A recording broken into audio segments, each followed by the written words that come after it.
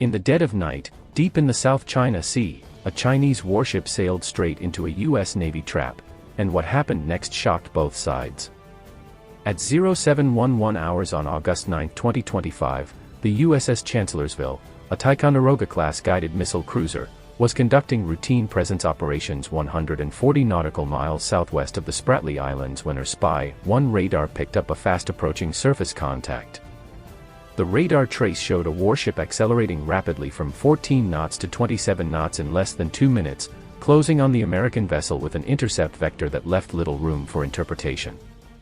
Within the Combat Information Center, the operators quickly confirmed the contact as a Chinese Type 055 Renhai-class destroyer, one of Beijing's pride projects, boasting over 112 vertical launch cells. The Chinese ship had been shadowing merchant convoys all morning, but now it was breaking from pattern and moving with hostile intent. What neither the Renhai's captain nor Beijing's planners fully understood was that this region of the South China Sea, while claimed by China on propaganda maps, was being continuously patrolled and electronically dominated by U.S. carrier strike group assets operating under international law. The Chancellorsville wasn't alone. Every second of radar data, every electronic emission, and every movement was being silently mirrored and shared with the USS Theodore Roosevelt carrier group operating 90 nautical miles east. By moving in, the Chinese ship was effectively boxing itself against the most formidable naval force ever assembled. At 0715, the contact report was transmitted through cooperative engagement capability, instantly populating threat matrices across multiple U.S. Navy vessels. The Aegis destroyers USS Halsey and USS Pinckney shifted station to provide overlapping coverage, their fire control solutions already shadowing the Chinese vessel long before her crew had even locked eyes on the American cruiser. The tactical action officer aboard the Chancellorsville calmly observed the track, noting its increasing speed and steady bearing. At its current trajectory, the Renhai would enter weapons release range in less than 16 minutes. Its YJ-21 hypersonic-capable anti-ship missiles posed a credible danger on paper, but the layered defense of the carrier strike group was designed for exactly this scenario. The Americans had Standard Missile-6 interceptors capable of swatting down incoming salvos at ranges over 200 nautical miles, backed by ESSM and CIWS for terminal defense. It wasn't a fair fight, and both captains knew it. At 0718, reconnaissance aircraft added new pieces to the puzzle. An E-2D Hawkeye orbiting at 28,000 feet began painting a wider picture of the battle space, confirming 2 additional Chinese warships maneuvering 80 miles north. These were identified as a Type 052D destroyer and a Type 054A frigate, both moving to converge toward the American cruiser's position. The implication was clear. Beijing wasn't just sending one warship to make a point, it was attempting to box the Chancellorsville in a 3-on-1 intimidation game. In the CIC, this hardly raised an eyebrow. American crews had drilled against such scenarios countless times, and they were acutely aware that intimidation only works if the other side is willing to blink. The U.S. Navy does not blink. By 0721, the Chinese destroyer's fire control radar snapped on. The Type 346B phased array stopped its wide-area scan and directed a pencil-thin beam toward the Chancellorsville. This was more than surveillance. It was the naval equivalent of pointing a loaded gun at someone's chest. The CIC crew immediately logged the change in mode, tagged it as hostile intent, and updated threat status to high. The captain was briefed, but he remained calm. The Americans knew exactly how long they could allow this theater to continue before rules of engagement mandated a shift to defensive fires. Every second was a calculated message: American patience is not weakness. Meanwhile, on U.S. networks, the Aegis systems across the strike group silently rotated, updating fire control solutions against the Renhai, the 052D, and the 054A simultaneously.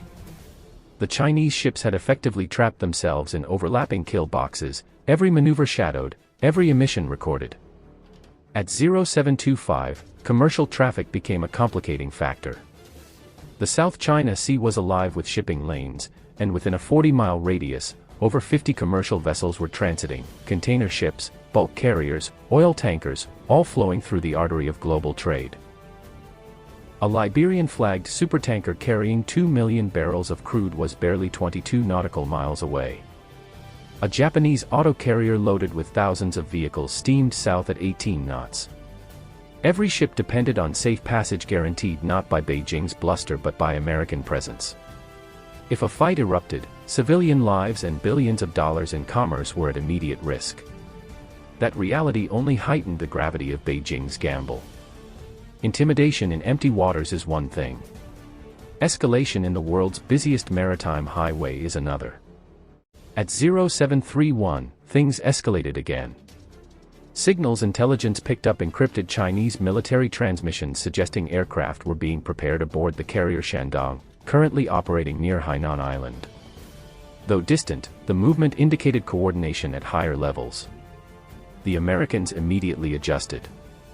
F divided by a -18E Super Hornets from VFA 147, already conducting routine patrol, shifted toward intercept stations. Their AESA radars lit up the skies, locking onto ghost signatures of J-15 fighters scrambling from the Shandong.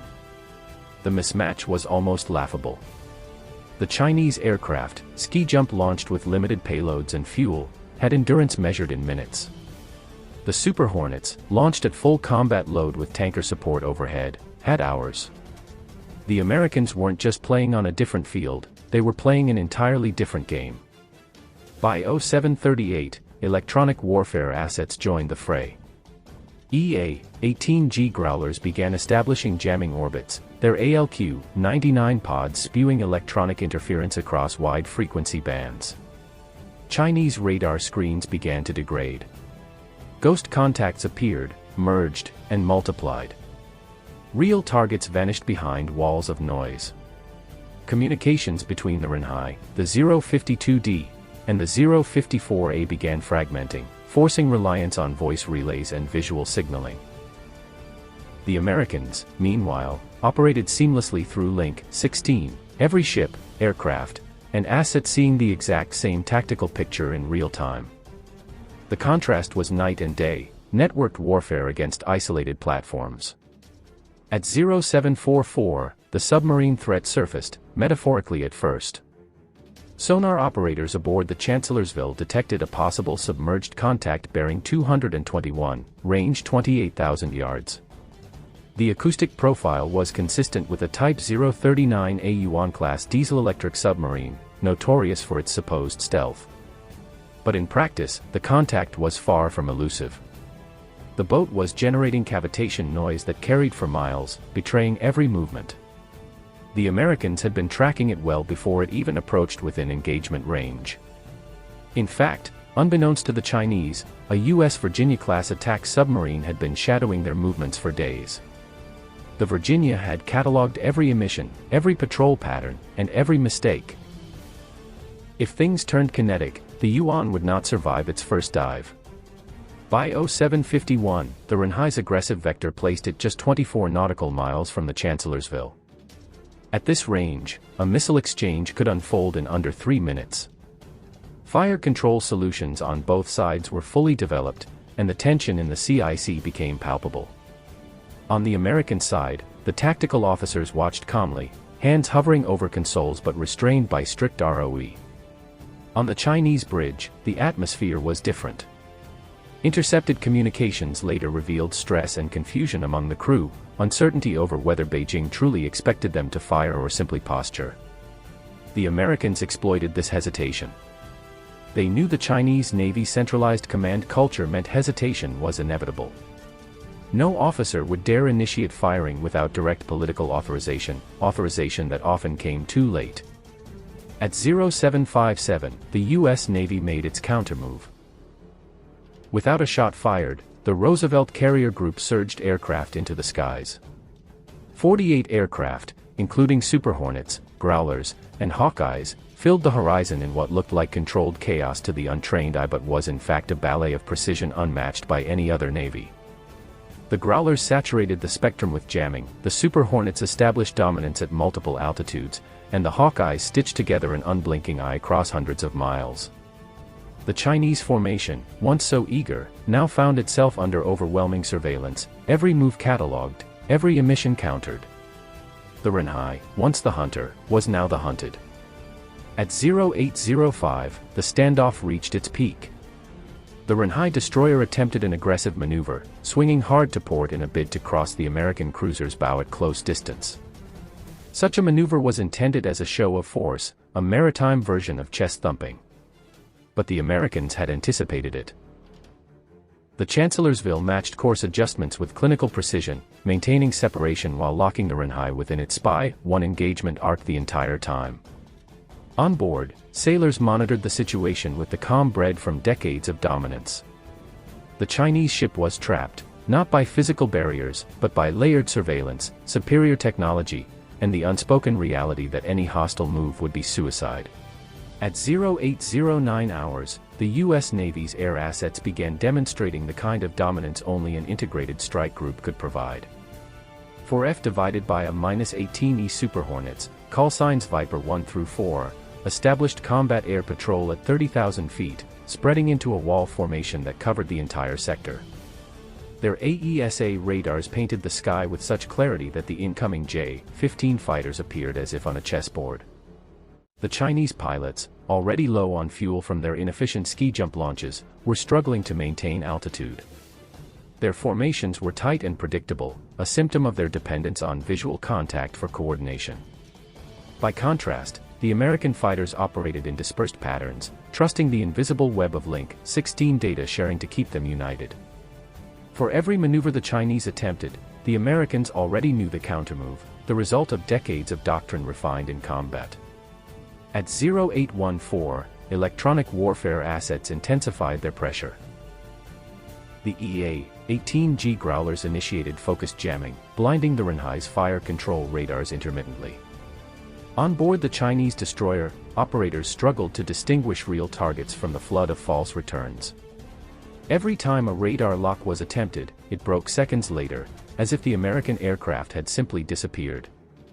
The frustration in the Chinese CIC grew, reports later revealed, as they faced an invisible enemy immune to their attempts at control.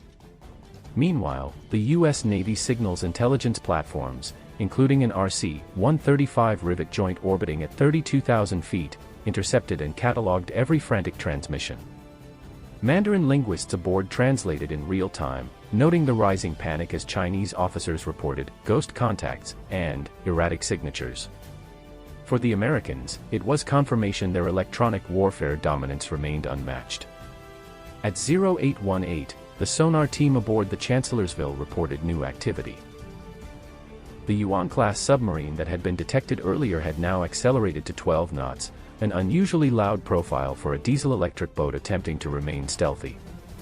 The analysis was swift and brutal. The submarine was attempting to reposition, possibly to simulate a torpedo run against the American cruiser. But the attempt was doomed.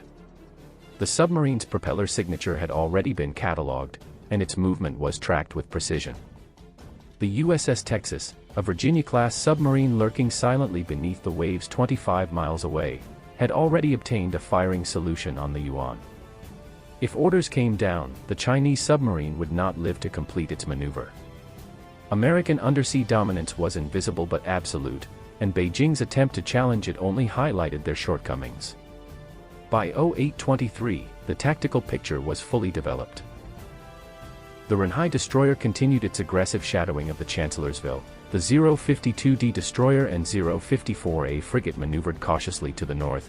The Yuan submarine stumbled clumsily beneath the surface, and overhead, the J-15 fighters were already nearing bingo fuel. The Americans held every advantage: surface, air, undersea, and electronic. The question was no longer whether the Chinese could intimidate the U.S. Navy, but how long the Americans would allow the charade to continue before forcing a withdrawal. The Roosevelt Strike Group remained the unseen heavyweight in the background, capable of unleashing 90 combat aircraft and dozens of cruise missiles at a moment's notice.